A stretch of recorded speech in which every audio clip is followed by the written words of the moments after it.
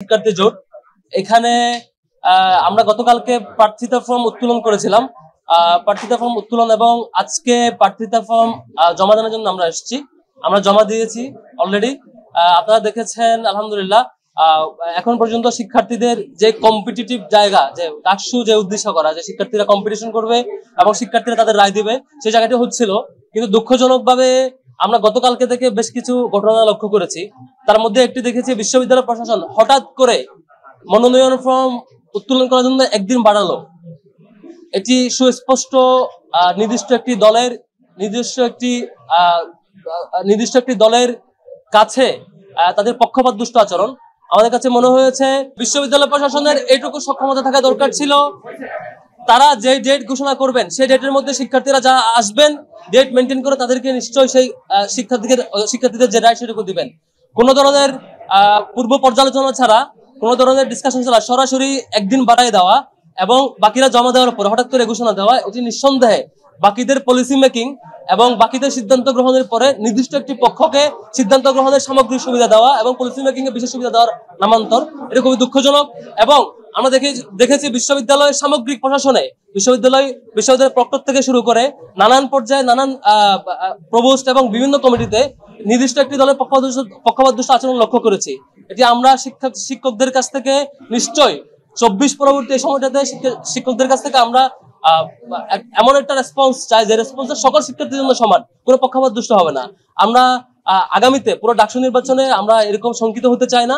আমরা ইতিবাচক এবং জাস্টিস এবং সমমানের সবার প্রতি সমান অধিকারের যে দায়িত্ববোধ শিক্ষকদের পক্ষ থেকে সেটি চাই। আরেকটি ঘটনা লক্ষ্য করেছেন, বেশ কয়েকটি হাউস মিথ্যা ফ্রেমিং করেছে আমাদের ব্যাপারে। তার মধ্যে দেখবেন যে বিবিসি বাংলায় প্রথমে একটি নিউজ করেছে, তারপর রাতে বিজনেস স্ট্যান্ডার্ড একটা নিউজ করেছে, আরো কয়েকটি পত্রিকা এরকম দেখেছি যেখানে বলা হয়েছে ছাত্র শিবিরের দিক থেকে যে আমরা নাকি প্রথম অংশগ্রহণ করেছি। আবার কেউ কেউ নিউজ একবার করে আবার এটা এডিটও করেছেন যে প্রথম বলছে স্বাধীনতার পর প্রথম প্যানেল, আবার বলছেন প্রথম প্রকাশ প্যানেল, নানান আলাপ করছে আর কি। এটা স্পষ্ট আমরা নিন্দা জানাচ্ছি এবং তীব্র নিন্দা জানাচ্ছি যে এই ধরনের মিথ্যা ফ্রেমিং এর ব্যাপারে। ছাত্র শিবির 1977 সালে প্রতিষ্ঠিত হওয়ার পর থেকে প্রথম যে আমাদের ডাকসু হয় সেটি হচ্ছে 1979 সালে।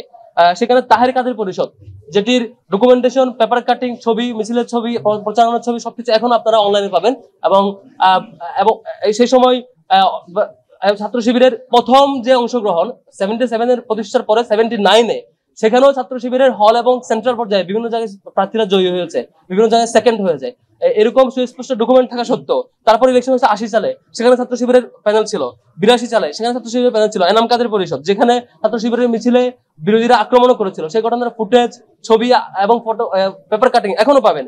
তারপর 89-এ আরেকটা ডাকসু হয়েছে, সেখানে শামসু আমিন মুজিব পরিষদ ছিল।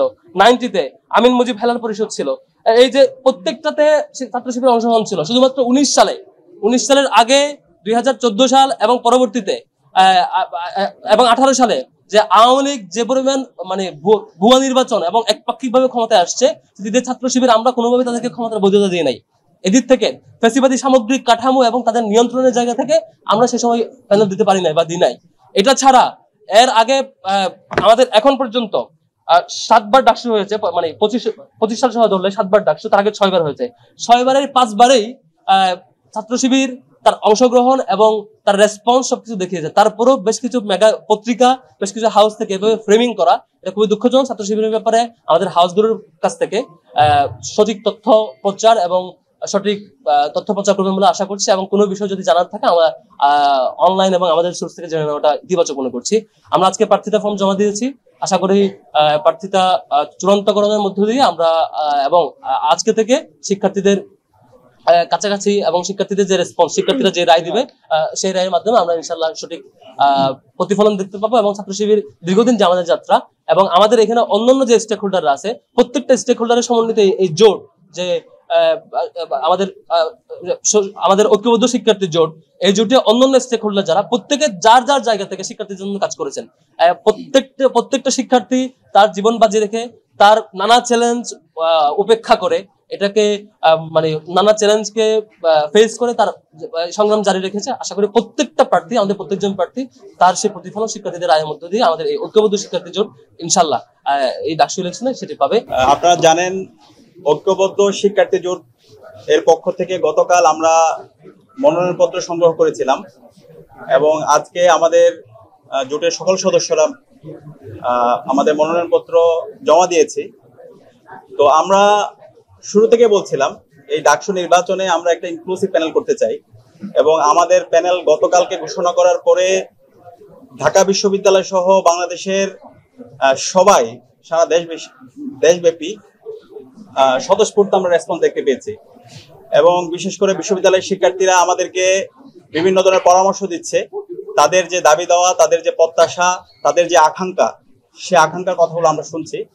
তো আমরা জুলাইয়ের যে আকাঙ্ক্ষা, বিশ্ববিদ্যালয়ের শিক্ষার্থীদের যে আকাঙ্ক্ষা, তাদের যে প্রত্যাশা, সে আলোকে খুব দ্রুত সময়ের মধ্যে আমাদের ঐক্যবদ্ধ শিক্ষার্থী জোটের যে ইশতেহার সেটা ঘোষণা করব। এবং আপনারা জানেন বিগত 54 বছর ধরে বাংলাদেশে মাত্র 7 বার ছাত্র সংসদ নির্বাচন হয়েছে এবং ছাত্র সংসদ নির্বাচন হলো 6 বার হয়েছে। ছাত্র সংসদ নির্বাচনে শিক্ষার্থীদের, বিশ্ববিদ্যালয়ের শিক্ষার্থীদের যে আকাঙ্ক্ষা, এখানকার যে দাবি, বিশ্ববিদ্যালয় প্রশাসনকে যে বাধ্য করা শিক্ষার্থীদের যে দাবিগুলো আছে, সেই দাবিগুলোর প্রতিচ্ছবি আমরা দেখতে পাইনি। বিগত সময়ে অনেকেই বড় বড় নেতা হয়েছেন ডাকসুকে ব্যবহার করে, কিন্তু শিক্ষার্থীদের যে প্রত্যাশা, সেই প্রত্যাশাটা পূরণ হয় নাই। তো আমরা ঐক্যবদ্ধ শিক্ষার্থী যে জোট করেছি, সেই জোটের মাধ্যমে আমরা শিক্ষার্থীদের কথা দিতে চাই। শিক্ষার্থীদের যে কথাগুলো আছে সেগুলো এই জোটের পক্ষ থেকে আমরা বলবো এবং আমাদের ইশতেহারে তাদের কথার প্রতিচ্ছবিগুলো থাকবে। তো আমরা খুব দ্রুত সময়ের মধ্যে আমাদের ইশতেহার ঘোষণা করব এবং আমরা চাই এই ডাকসুটা একটি স্বতঃস্ফূর্ত ডাকসু হোক এবং এই ডাকসুর মাধ্যমে যারাই বিজয় হয়ে আসবে আমরা সবাইকে সাধুবাদ জানাতে প্রস্তুত আছি। কিন্তু আমরা খুবই উদ্বিগ্ন, আমরা দেখতে পাচ্ছি বিশ্ববিদ্যালয়ের প্রশাসনে একটা দলের প্রতি অনেক বেশি বিশ্ববিদ্যালয় প্রশাসন তারা দরদ কাজ করছে বলে আমাদের কাছে মনে হচ্ছে। আজকে যে একদিন বৃদ্ধি করা হয়েছে, এখানে আমরা যারা স্টেক হোল্ডার আছে আমাদের সাথে আলাপ করা হয়নি এবং এর বাইরেও আমরা অনেকগুলো বিষয় আমাদের কাছে আসছে। বিশ্ববিদ্যালয় প্রশাসন, বিভিন্ন হলের যারা প্রভোস্টরা আছেন এবং বিশ্ববিদ্যালয়ের মূল প্রশাসনে যে যারা দায়িত্বশীল পর্যায়ে আছেন, তারা একটা দলকে রিপ্রেজেন্ট করে। তো আমরা সেই দলের নাম বলতে চাই না। আমরা আশা করব আমাদের শিক্ষকরা আমরা শিক্ষক হিসাবে দেখতে চাই, কিন্তু শিক্ষক যদি তার দলীয় আদর্শকে এখানে প্যাট্রোনাইজ করতে চান তাহলে তারা ছাত্রদের বিপক্ষে অবস্থান নেবে। আমরা অনুরোধ করবো, শিক্ষকরা আমরা সবসময় শ্রদ্ধা করি, শিক্ষক আমাদের শ্রদ্ধাবান শিক্ষকরা তাদের শ্রদ্ধার জায়গাটা তারা রক্ষা করবে।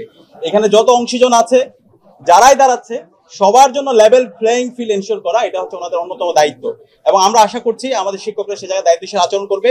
একটা লেভেল প্লেইং ফিল্ড এনশিওর করার মাধ্যমে একটা স্বতঃস্ফূর্ত ডাকসু হবে এবং এর মাধ্যমে শিক্ষার্থীদের যে ন্যায্য দাবিগুলো আছে, তাদের যে কথাগুলো আছে, তারাই যারা আমরা ক্যান্ডিডেট হব আমরাই বলবো এবং শিক্ষার্থীরা যাদেরকে ভালো লাগবে তাদেরকেই তারা গ্রহণ করবে এবং যারাই বিজয়ী হবে আমরা তাদেরকে সাধুবাদ জানানোর জন্য প্রস্তুত আছি। তো আমরা আশা করছি একটা স্বতঃস্ফূর্ত একটা আয়োজনের দিকে আমরা যাচ্ছি এবং সেই আয়োজনে আমরা সবাইকে, সকল অ্যাক্টিভিস্ট এবং সকল ছাত্র সংগঠন, আমরা সবাইকে দায়িত্বশীল আচরণ করার জন্য সবাইকে অনুরোধ করছি।